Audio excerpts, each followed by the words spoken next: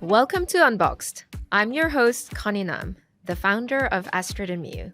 In these conversations, I speak to the founders of some of the most innovative, bold, and exciting businesses to discover the person behind the brand and what it took for them to build their empires. My guest today is author, travel writer, and content creator Gina Jackson, also known as GinaGoesTo. Gina is an expert on all things influencing and reveals how you can always achieve authenticity, whether you're a creator yourself or a brand wanting to take the plunge. I'll always be incredibly honest about where I go. There's a lot of misinformation or lack of education about how to work with influencers. I'm not really a taxidermy fan, but it works. This episode is sponsored by Payhawk. Growing a business from a startup to a scale-up comes with many challenges. One way to solve this is to introduce effective systems at the right time. Payhawk, a corporate card and expenses management solution for scale-ups, have literally transformed many lives at Astrid and Miyu since implementing earlier this year. To simplify, Payhawk combines company cards, reimbursable expenses, accounts payable, and seamless accounting software integrations into a single product that can be used globally. In this episode, Gina and I discuss her journey from working with influencers to being a full-time influencer herself. She wishes she had taken the leap earlier. If I could do one thing differently in my business, I would have implemented systems earlier, Payhawk being one of them. The automated workflow has really freed up our time and resources. Welcome to the show, Gina. Thank you so much for having me. So nice to have you. I'm really excited about this conversation. Me too. So Gina, you're a content creator for GinaGoesTo, as well as a travel writer. But I think you've had a lot of career in the past that led you to this. Tell me all about it. Yeah, I guess if we rewind back to the start from when I graduated, I basically went straight into a career in fashion tech. So I've worked at a range of different companies, small to large. You might have heard of LTK. It's like an influencer shopping platform. Yep. TikTok, where I was working in the partnerships team, and then most recently by rotation, the fashion rental platform. So I had this kind of full-time career at those companies, but on the side, I was essentially doing content creation, mainly travel. And I started that at university and realized whilst I was working full time that this was the thing that was really kind of keeping me going. It was my creative expression that I needed on the side. So I basically maintained that throughout, 6-7 years of my career. And then just earlier this year, I decided to just go fully freelance and fully give travel writing and travel content creation a proper shot. Oh, well done. Thank you. And going back to your content creation and your Instagram account, how did you get started at university? And is it now what you set it out to be, or has it completely changed? It's definitely evolved. So when I started at university, I obviously was just a student. So I was just looking for some creative expression. In between lectures, I'd kind of walk around town, take pictures of pretty doors and coffee shops. And now I'm obviously mainly creating content about kind of luxury travel and hotels. So obviously back then I didn't have the budget to stay at nice hotels. But when I started working full time, basically every single penny that I earned, I put towards traveling, going to nice hotels, exploring them on the weekends. And from there, it just naturally evolved into being more of a travel account. I didn't set out to necessarily kind of be an influencer or grow a following, but I do think I was quite lucky that I was creating at a time where it was much easier to grow and it was less saturated on Instagram. So yeah, it basically evolved very naturally. Yeah, that's amazing. So it set out as your passion and then it just grew. Yeah, essentially it was a hobby and it slowly became more and more part of my identity. I think it was kind of unavoidable once you start growing a following and spending so much time creating content and spending all of your weekends doing it. It becomes a part of your identity. So it was a hobby and then it became a kind of side hustle business because it started to bring in some kind of revenue. And now it's kind of my full-time occupation. How did you make that switch? Really recently, this year, back in April, I kind of made the decision to step away from my full-time career and fully do travel writing and travel content creation. And it wasn't the easiest decision to make. I think for a long time, it had been building up. People were often asking me, at some point, do you want to be a full-time content creator? And I always knew that the answer was no. I didn't necessarily want to be a full-time content creator, but I did want to pursue travel full-time. So I eventually just kind of made that decision after having to kind of sacrifice and juggle certain responsibilities. I just made the decision earlier this year to just go fully into travel. And now I do content creation, travel writing, have written a couple of my own books, and that's kind of what I want to pursue full time. But I think for a while, I kind of felt like I had to sacrifice a lot of things and say no to a lot of opportunities that were being presented to me because of that full time career that I had. And what were the considerations and I guess calculations you had to make in your head to Yeah, make this jump? I think it was a risk for sure. So, I mean, it's not that I didn't enjoy my full time career. I really enjoyed it. I was working at a company that I liked. I was doing well in it. It reached a point where it was no longer my dream. So, I think at university, I really wanted to work in fashion, like particularly fashion tech. It was super exciting. And then after I've been working in it for about 7 years and doing travel on the side, I realized actually if I could travel for my job, that would actually be the dream. So my dream kind of evolved.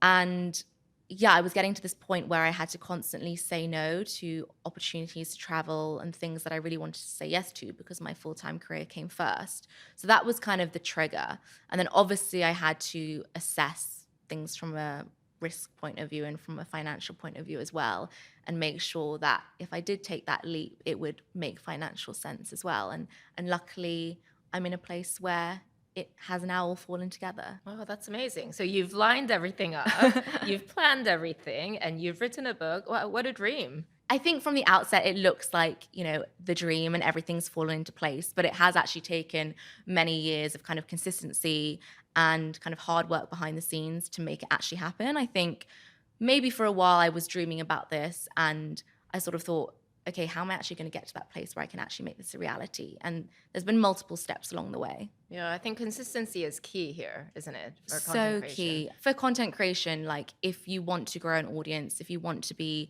opening yourself up to opportunities to work with brands, etc., consistency is the number one thing. I get asked this all the time from people who want to be content creators, and they're always like, how do you build your following? How do you get to where you are now? And there are many different factors that come into play, but consistency is probably number one. Yeah, and in practice, how did you do that while maintaining a full-time career? Honestly, just like time management and being super organized. So pretty much every single weekend, I would go away on these weekends away, traveling mainly around the UK because you can't really jet off to Europe for like a short weekend.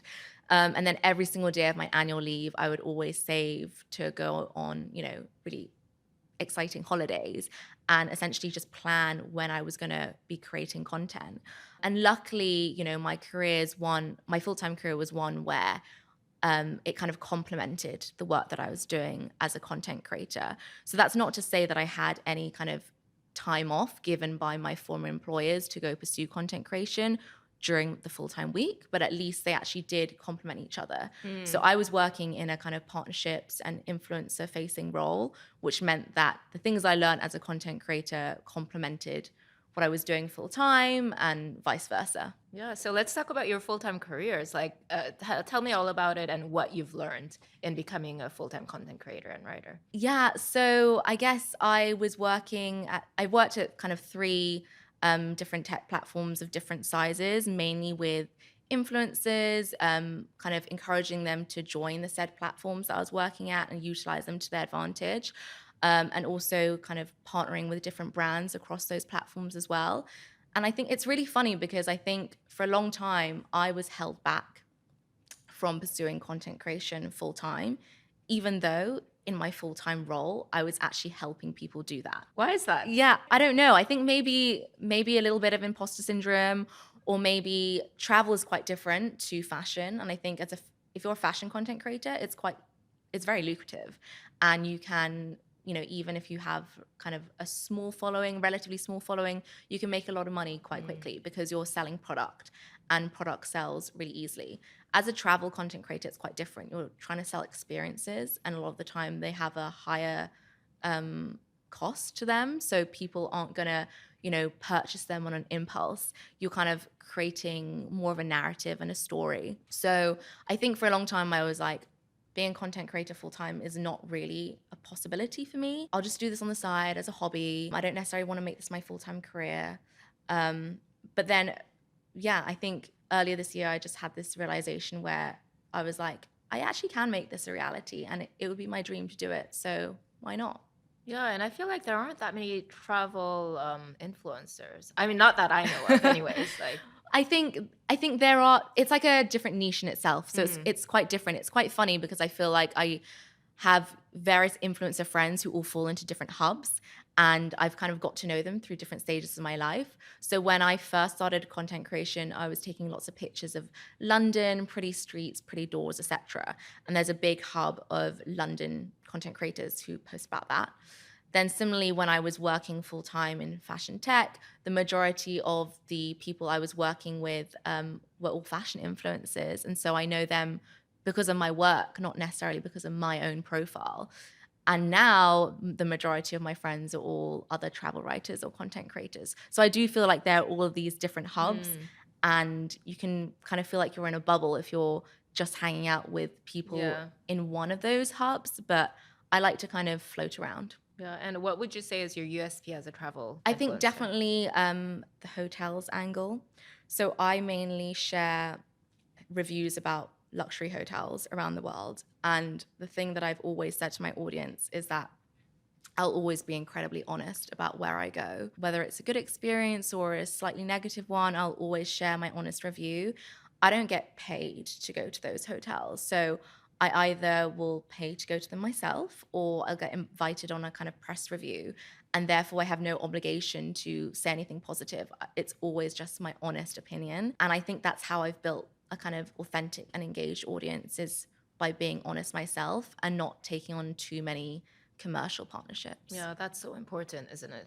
Being Yeah. authentic. I think I never want to be viewed as kind of like a sellout. Like I never want to work with a brand that's off brand for me because I think it's so obvious to the consumer. I'm a consumer myself as well, of course. And when I see, someone working with a brand that isn't really the right fit, you kind of question that, and then you question the influencer's authenticity as well. Yeah, absolutely. And was there an inflection point when you thought, oh, like this kind of works and this I is the way I'm going to go? Yeah, I think it was in the kind of years leading up to lockdown, I was starting to really narrow my niche down into kind of UK hotels in particular, and getting invites to review them, but also reviewing them off my own kind of money as well, because that's what I enjoy doing. And I was being flooded with all of these questions from people being like, "You're the UK hotel go to. Tell me where I should go on this weekend away." And I think that's again why I was driven to distill all that information into the first book. Yeah. And how do you manage your community, all your followers? Yeah, I think I try to have a really open relationship with them. So I have my DMs open. People message me all the time and they're more than welcome to. I do regular Q&As. I'm very open to anyone DMing me. I think it's kind of sad sometimes when influencers reach a stage where they kind of don't want to have any interaction with their followers and they maybe shut off their messages. And I get it. Some people have reached a stage where they're so big and they might have trolls and that kind of thing. Luckily, I'm not at that stage. And so I try to have a great relationship with my followers. If anyone wants to message me for travel recommendations or tips, I always willingly share it, for free. It's on my blog, it's on my Instagram, but I also share it with them willingly because without my audience, I probably wouldn't be where I am today. Earlier, you talked about challenges in being an influencer. Can you tell me all the dirt? I think there's just like some generalizations around influencers, and there's also a lack of education. So I think it's funny because I've worked on both sides. So I've worked as an influencer and then I've worked in-house at companies where I've kind of had to give work to influencers. And I think being in that position has given me empathy for both sides. I do think influencers get a bad rap in general. Like people want to label them and don't really understand their value sometimes. Maybe they think they're unreliable or they're inauthentic or they're sellouts, etc.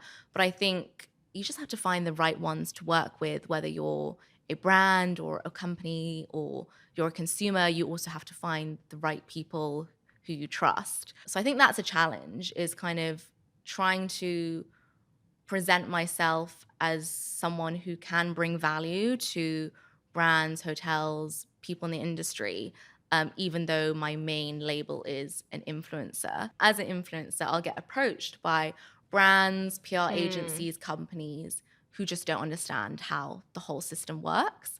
And obviously, I understand the industry is relatively new, but it's also not that new. Like, it's been around for 10 years now. You know, when I was at school, I was already following a lot of influencers online.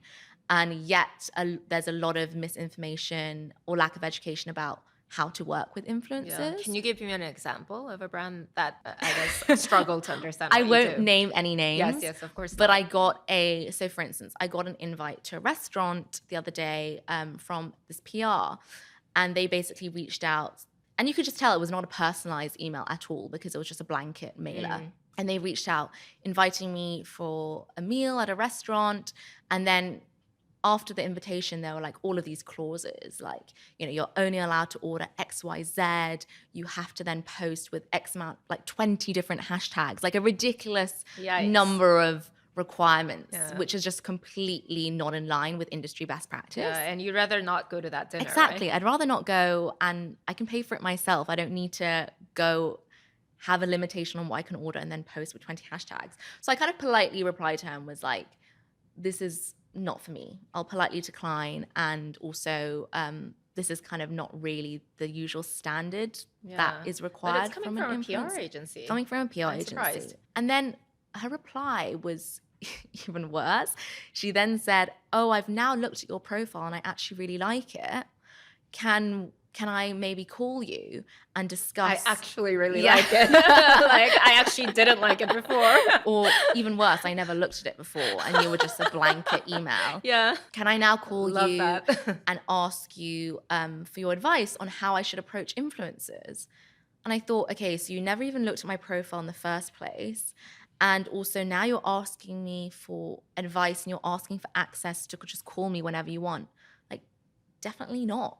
If you want, you can ask me for a consultation on how to work with influencers, but I shouldn't be telling you how to do your job Yeah. if you're the one reaching out to work with me in the And first that's also place. common sense in relationship building, whether you're an influencer or not. You don't just like send a blanket email. Yeah. You like And then personalize it and ask for a afterwards, favor, but like exactly. demand it. And then afterwards say, oh, I've actually looked at your profile and I really like it. I think when brands, hotels, PRs, whatever, I think when they work with influencers, they can't just pluck random people from Instagram whose profile they've literally just seen. No. You need to kind of be monitoring someone's profile for quite a long time. It needs to be on brand. And Exactly. You need to have a relationship. Exactly. Wow. That person needs a lot of learning. Yeah. Wow. But you'd be surprised. That's not like an isolated case. Yeah. I mean, I think that was one extreme, but there are many other things in between that I've experienced where people just don't know what best practices are. Yeah, I think know how to people work. just don't understand that influencers are human at the end of the day, and you just need to approach it like a real person, Yeah, not like an entity or like a magazine. exactly. So what's it like from the other side? So I'd say if you're a brand and you're looking to work with content creators or influencers, choosing the right ones is basically the biggest challenge that you have. And I think you need to be monitoring an influencer's profile for a really long time to make sure that they align with your brand. You need to do your due diligence. What other kind of brands do they work with? Have they ever said anything in the past that kind of contradicts your brand's values? Is their quality of content aligned with yours? It's actually, quite a big task that you have to do. There's quite a lot of background research. And those are the relationships that I think when you choose the right people, it's very obvious that if they have great brand alignment, like ultimately you want to choose people, influencers to represent your brand who are already consumers of your brand. Yeah, Like absolutely. I'm sure for Astrid and Miyu, you work with influencers who were wearing or purchasing your jewelry, and from there it's a really natural relationship. I think the worst thing that a brand could do is just pluck someone out of thin air who maybe they like the look of but has no affinity with the brand. And then you see that person talking about them and it just seems so unnatural. Yeah, absolutely. need I to- mean, it sounds so simple. Yeah. And we spend so much time building relationships and cultivating our influencer relations. And sometimes, like, we're tempted to go with an influencer with a huge following just because they look good, but it, like, never works whenever Yeah. we test that. never ever Exactly. works. And it needs to be built over time. So if Yeah. you don't have a relationship with someone existing, like if they're not an existing customer, you have to, probably meet them in person, build that relationship, get them to come to some of your events, get them to understand and try your product before you start working with them on a commercial basis, Yeah. because their audience will see right through it. And so Yeah. As a yours, consumer, I can see yeah, right through it when it's an ad yeah, versus when it's organic. yeah, Yeah, for even if sure. it's not tagged. So what's the most common mistake influencers make? It's on the flip side. Influencers, the biggest decision that they can make is, to put it harshly, is to be a sellout and to work with brands that just don't align with their profile. I see it happen all the time. Yeah. Like, I guess for an influencer, it's easy cash. Mm. Like, you're getting paid probably this big lump sum by a brand to just promote their product, and it will probably take very little work on your side to create the content. But you lose authenticity, you lose that relationship and trust with your audience, and you'll probably put off other brands from wanting to work with you in the future. Yeah, absolutely. Shall we talk about your book? Sure. Yeah, tell me all about it. All So, about them, because yes, you all have about multiples. them. So, the first book, British Boutique Hotels, was published in 2021. I came up with the idea during lockdown. So, I actually always wanted to write a book when I was like 5 years old. I loved writing. I actually wanted to be an author. And then further down the line, it just didn't really seem like a viable career path. So, I've always enjoyed writing.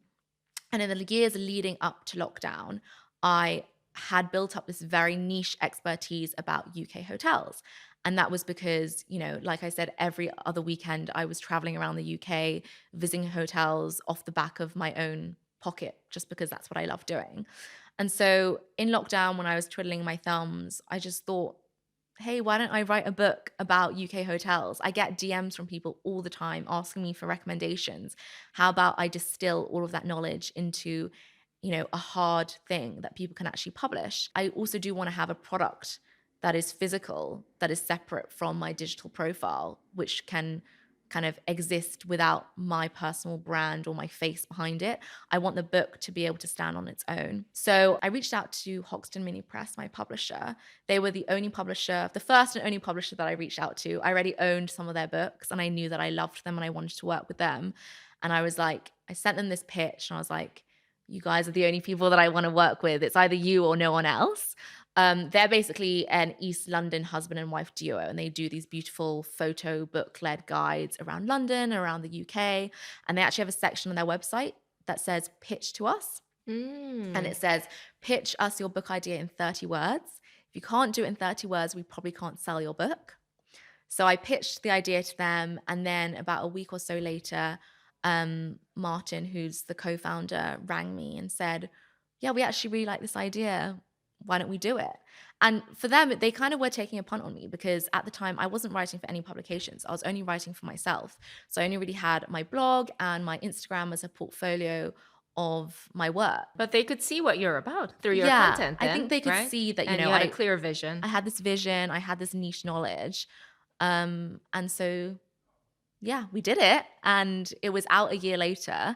And then earlier this year, they came back to me and they said, we'd like to write a second book with you, specifically about London hotels to fit within our London series, which is their best-selling series.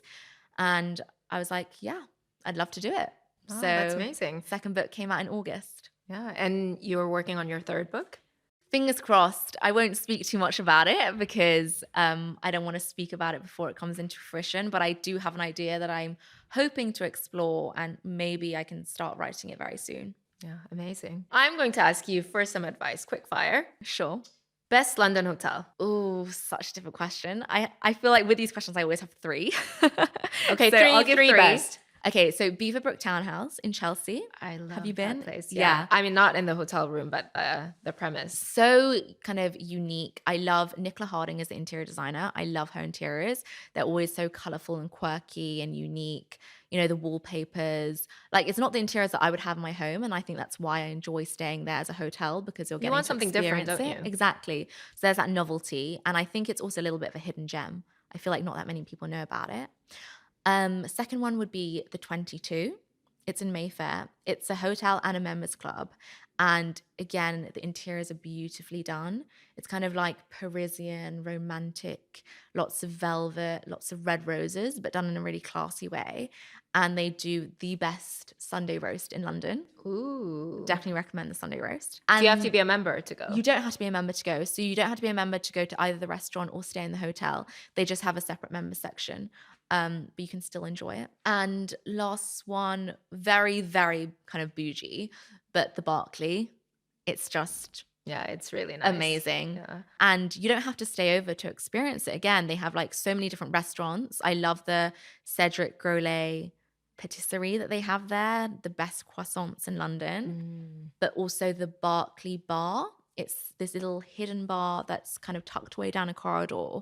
And they have the most beautiful interiors in there, done by Brian O'Sullivan, and a little pink snug, which is really nice for date night. Oh, nice. So even if you can't stay over, you can still go experience a little bit of the Yeah, Barclay I'll try in a one of date their night. restaurants. We've got every Tuesdays and Thursday date nights. Oh, booked in. cute. It's a Yeah. very romantic bar. Have you so. been to the Peninsula? The new one? Yeah. I haven't yet been. I need to go in and pop in. Yeah, I haven't been either. Let me know how it is. I will. Yeah. And best UK hotels? So my number one is the Newt in Somerset. And it's my undisputed number one.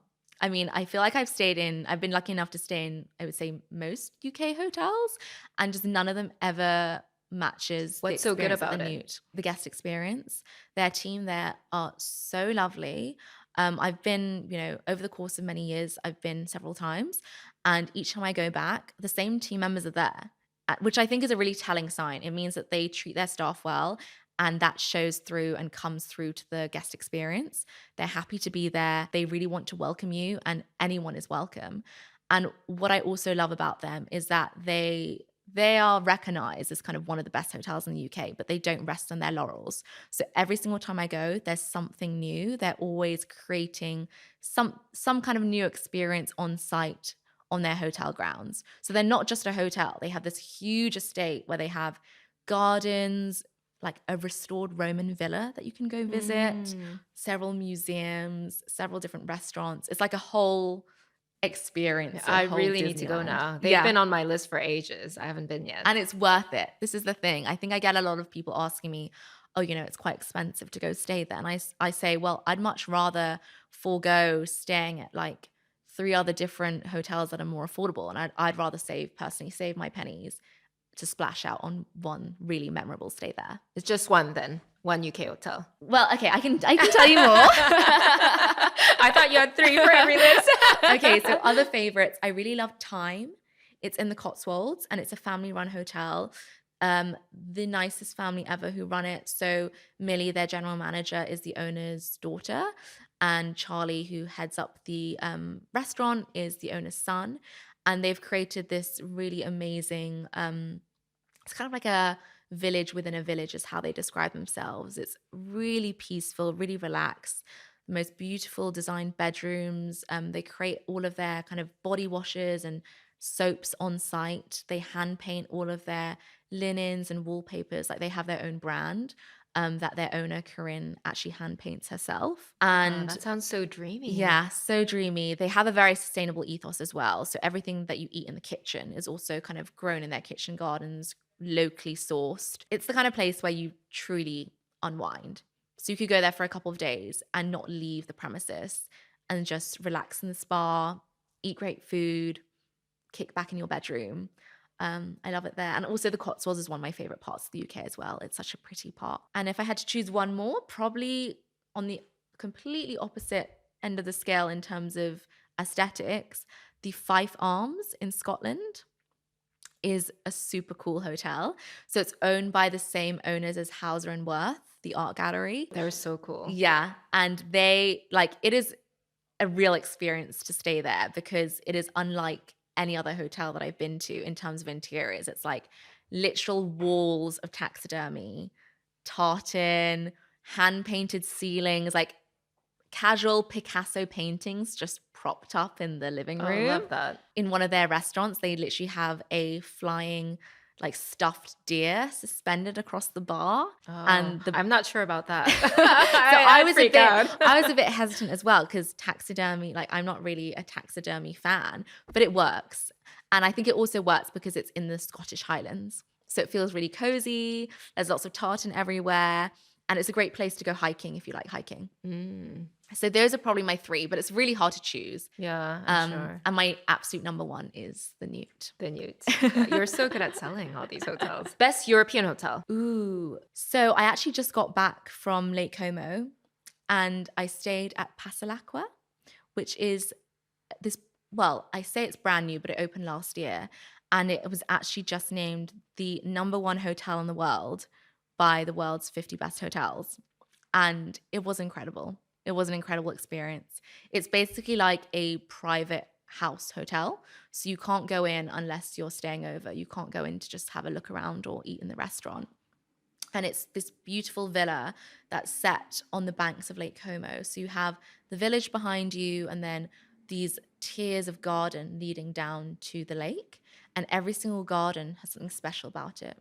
So they have the rose gardens, the kitchen gardens, the gardens where you have chickens roaming around, all sorts of different things. And they Sounds just like heaven. Yeah, and it's just like this peaceful, bucolic getaway that's shut off from the rest of the world.